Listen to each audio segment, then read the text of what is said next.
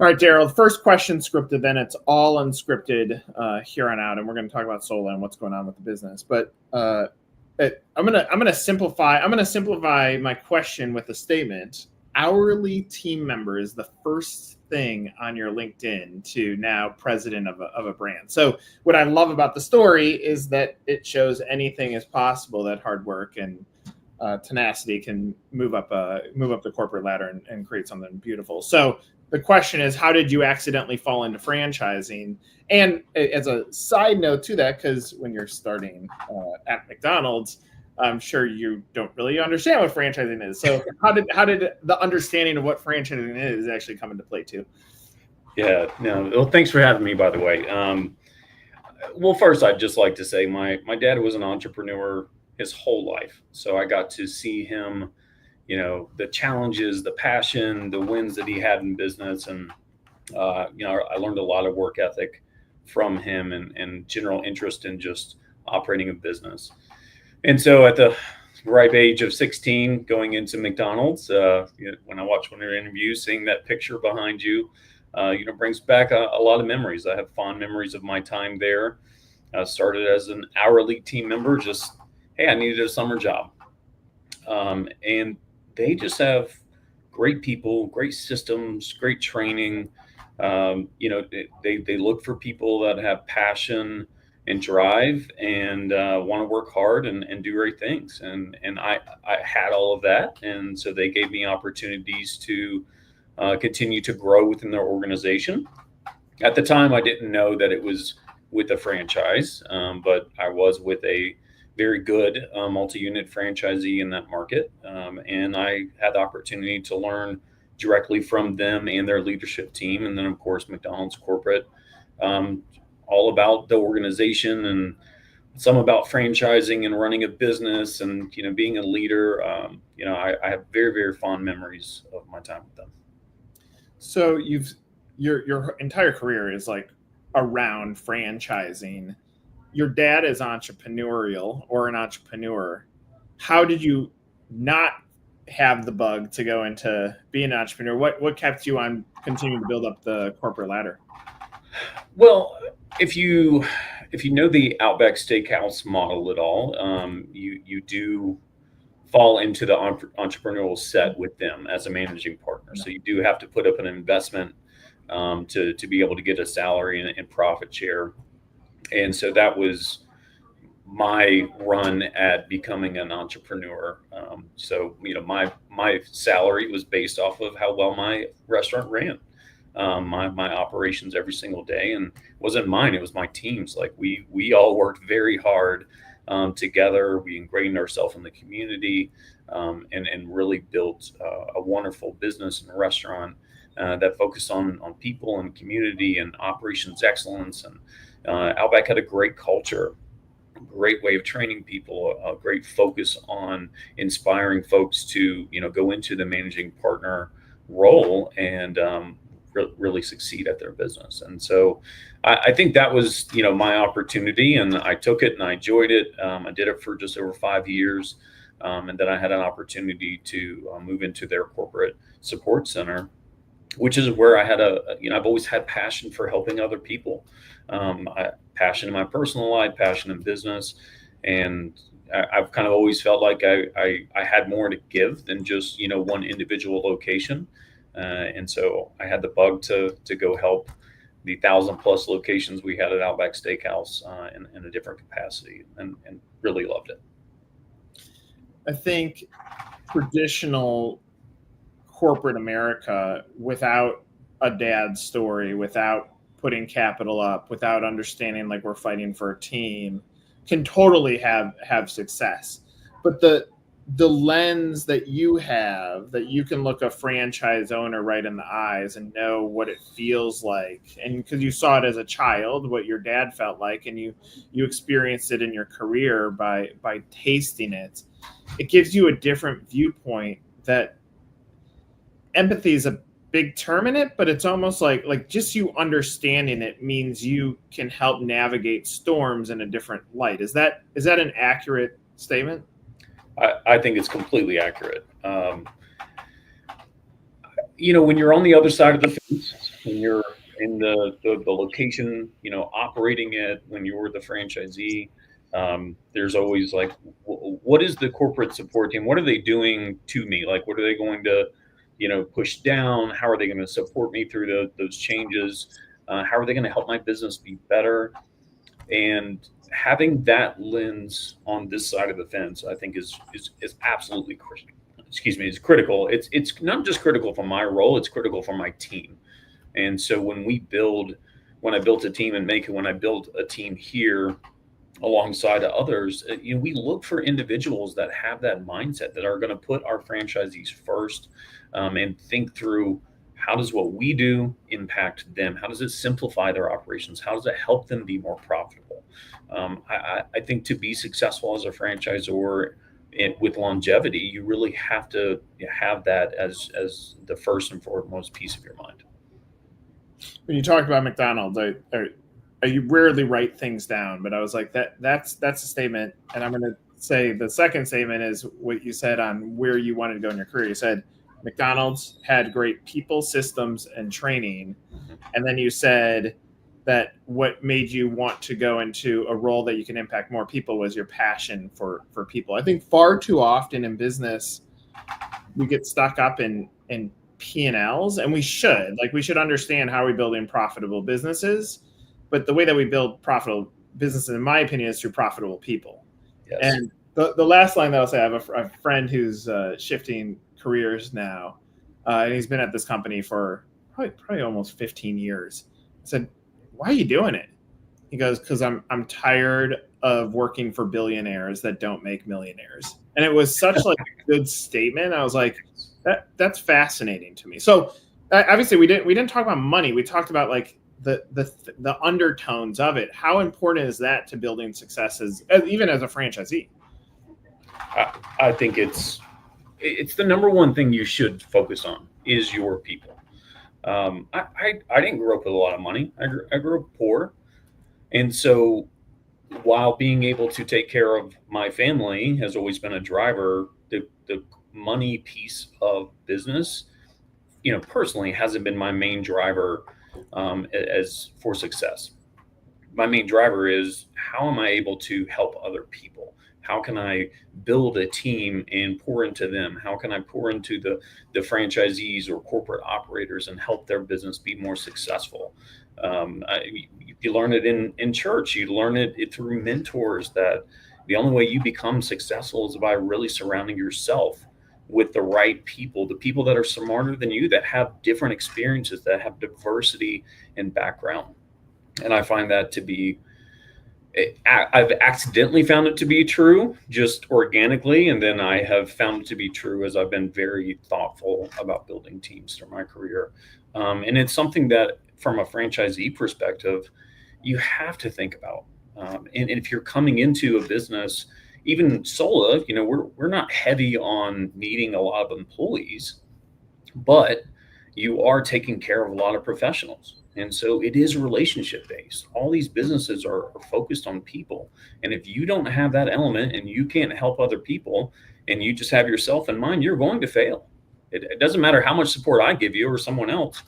You're going to not make it in the long run. You may have short-term success, sure, but longevity just won't be there for you. Just said, surround yourself with people that are smarter than you. I think that's part of what the beauty of franchising is. When the franchisor doesn't get it wrong, franchisors that get it wrong are the ones that rule with an iron thumb and think like the franchisees are much lower than them. The franchisors that say, we're going to partner with franchisees, that we're going to rely on them. We control what's going to happen because someone has to lead the ship, but we will listen to you and we want you to feel like you're a part of something, not that you're on the outside. Is that part of how you build a great franchise system? Yeah, I think so. I've been, fortunate to come into Sola, and they already had an advisory board, formed.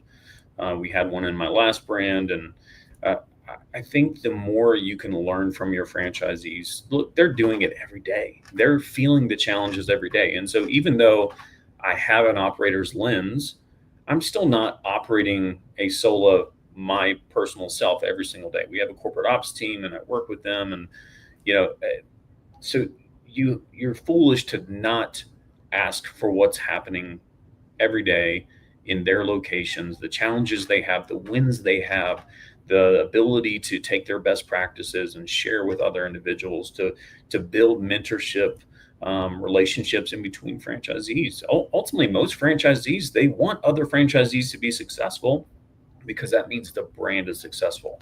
That's a protection of their investment in the long term. And so, yes, I do think that that's something they should focus on. You build up a great career at Mako, and you were there for a long time. And so as you move the way up the corporate ladder and you become president, now it's your vision that's starting to trickle down. You make a shift. Obviously, you're now in the same role, but at a different path. Like, you didn't have to like fake it till you made it. Now you've made it, so now you're put into this position. How do you start to take some of the culture and the vision pieces that you had built up before and put that into place in a system that's already been in place? Yeah, it's a good question. It takes, I think, some evaluation of what you're walking into. No matter what people tell you ahead of time, it's always going to be somewhat different. And so I think it's taking time to talk to different groups of people, whether that's franchisees or corporate team members, vendor partners, your customers, and just take time to learn, understand what you're walking into, what they're passionate about, what the challenges are, and then also, assessing your team.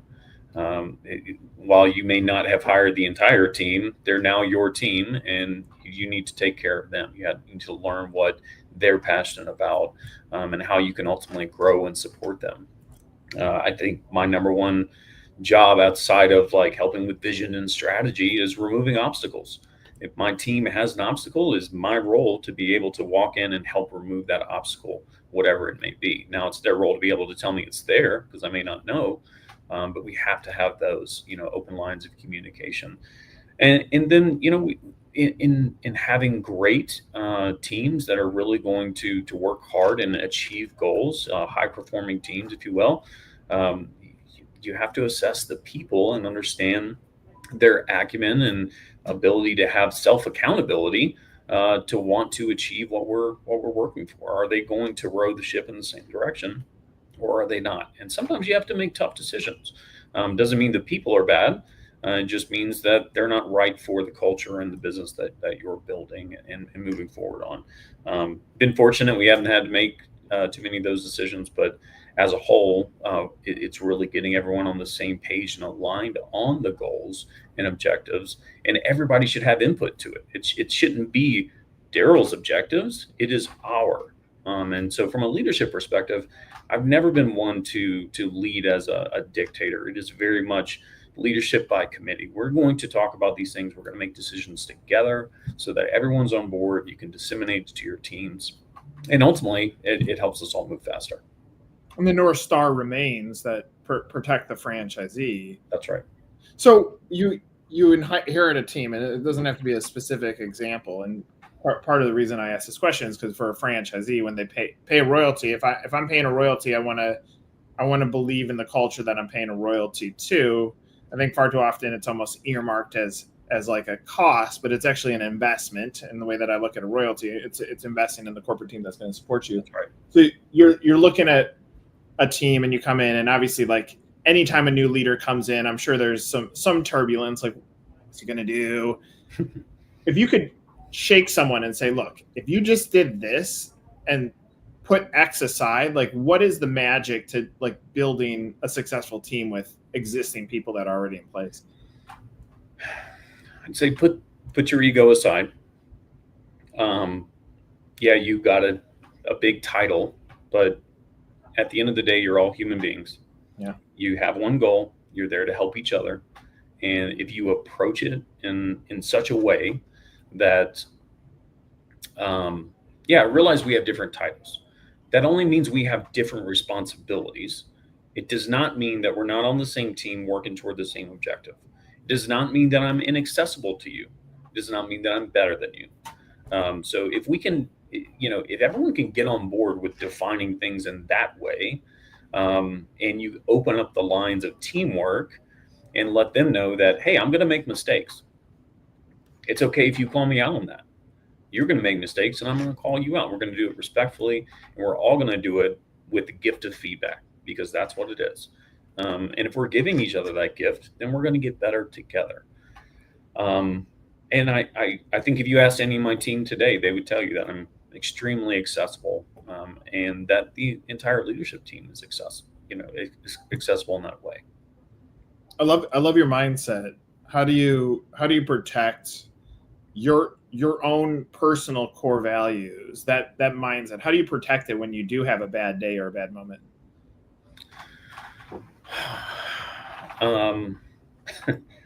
I stop, breathe, take time, walk away. I'm fortunate to work in a hybrid environment, so I'm at home for part of the time, and so I do have 3 really amazing dogs and a great wife and a son. So I think you have to know your personal boundaries and barriers. Know when you're stressed. Have people to go talk to.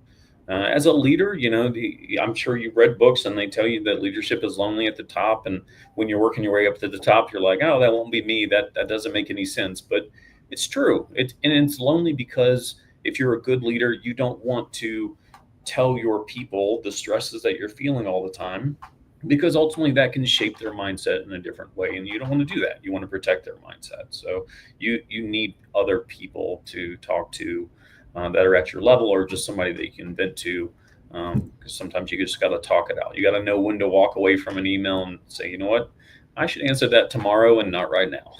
So I'm going to use the word blessed, but I've cherished the fact that life is short. So literally, when I have a bad moment, my focus is I go to my last day on Earth. And I go, hey, how do you feel about this? I'm like, I don't give 2 shits about this one. This doesn't matter to me. And I'm like, all right, now I can breathe again. And like we go back to trying to make it work. And it's like, I think there's so many pressures. It could be board pressure. It could be publicly traded company pressure. It could be spouse pressure. Like, we have all these pressures, but at the end of the day, we all end up in the same place.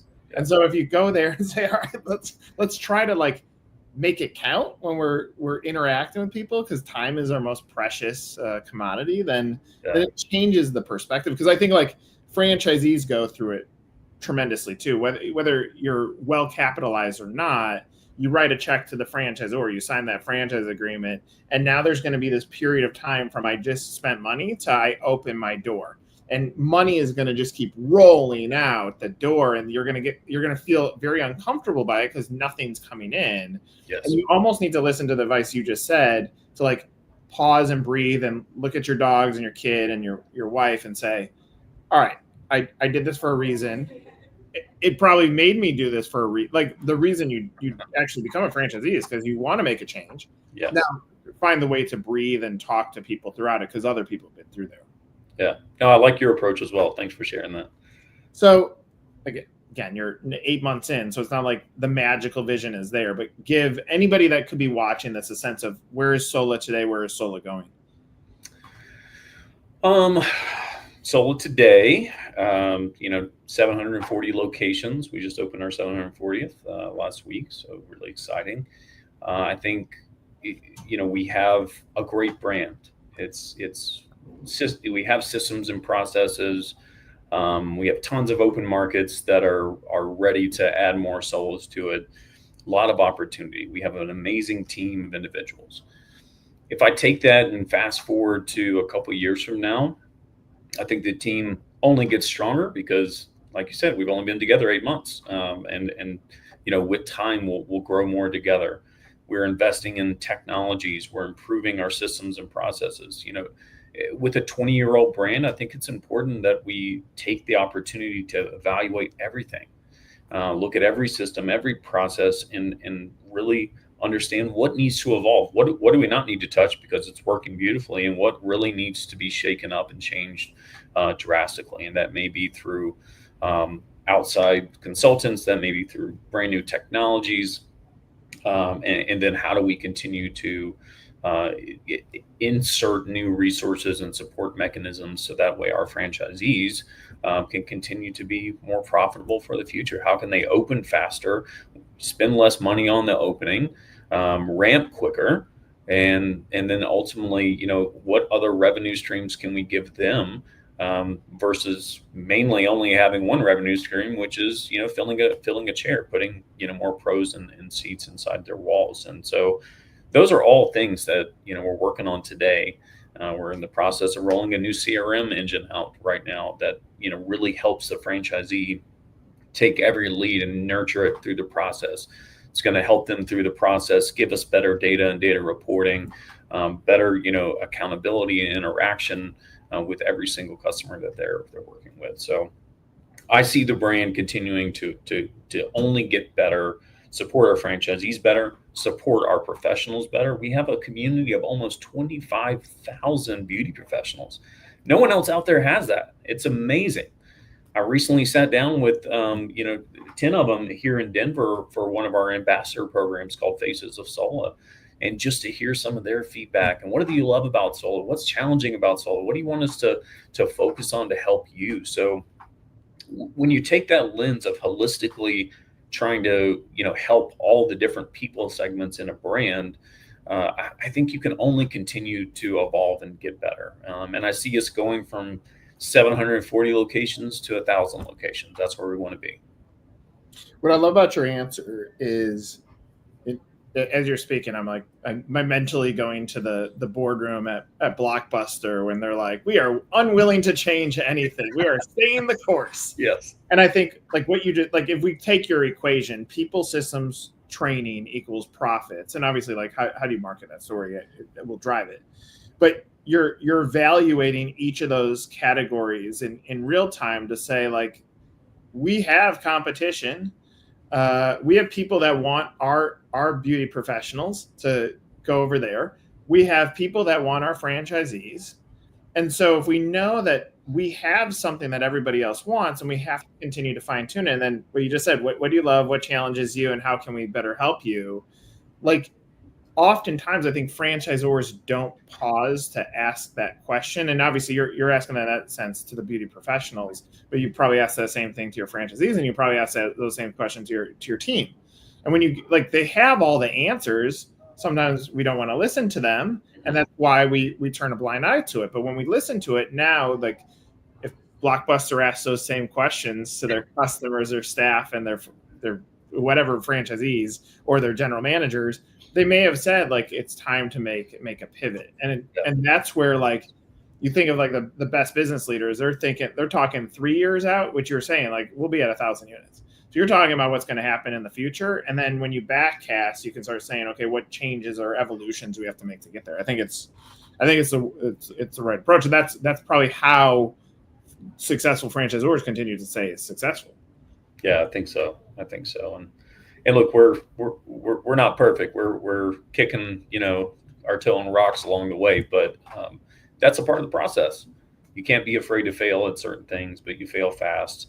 You're transparent about it. You work side by side with your franchisees and your teams.